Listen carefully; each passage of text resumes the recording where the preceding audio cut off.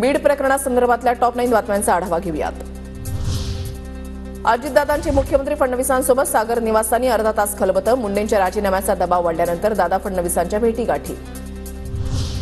पुरावा मिळेपर्यंत धनंजय मुंडेंचा राजीनामा नाही अजितदादांचं मत। एसआयटी आणि न्यायालयीन चौकशीपर्यंत कोणतीही कारवाई न करण्याची भूमिका सूत्रांची माहिती। अजित पवारांना अजून कोणते पुरावे हवेत? अजित पवार नेते असते तर मंत्र्याला मंत्रिमंडळातून वगळलं असतं। धनंजय मुंडेंच्या राजीनाम्यावर संजय राऊतांची प्रतिक्रिया।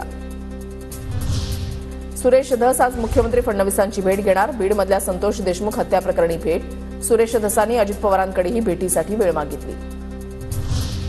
बीडमधील तपास धूळफेक। बीडमधील संपूर्ण पोलीस खातं बरखास्त केलं पाहिजे तर सुरेश धस बोलतात पण वरून दट्ट्या मिळाल्या की माघार घेतात। धसांच्या आक्रमक पवित्र्यावर राऊतांची प्रतिक्रिया। संतोष देशमुखांचे कुटुंबीय मुख्यमंत्री फडणवीसांची आज भेट घेणार। आज संध्याकाळी देशमुख कुटुंब आणि मुख्यमंत्र्यांमध्ये चर्चा होणार।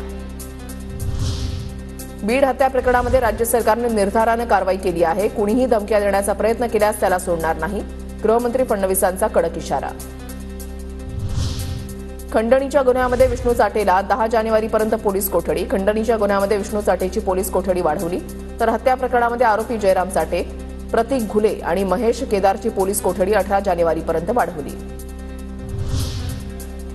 सरपंच परिषदेकडून आझाद मैदानावर धरणं आंदोलन सुरू। सरपंच संतोष देशमुख यांच्या निर्घृण हत्येच्या निषेधार्थ आंदोलन। हत्या प्रकरणातील आरोपींवर कठोर कारवाईची मागणी।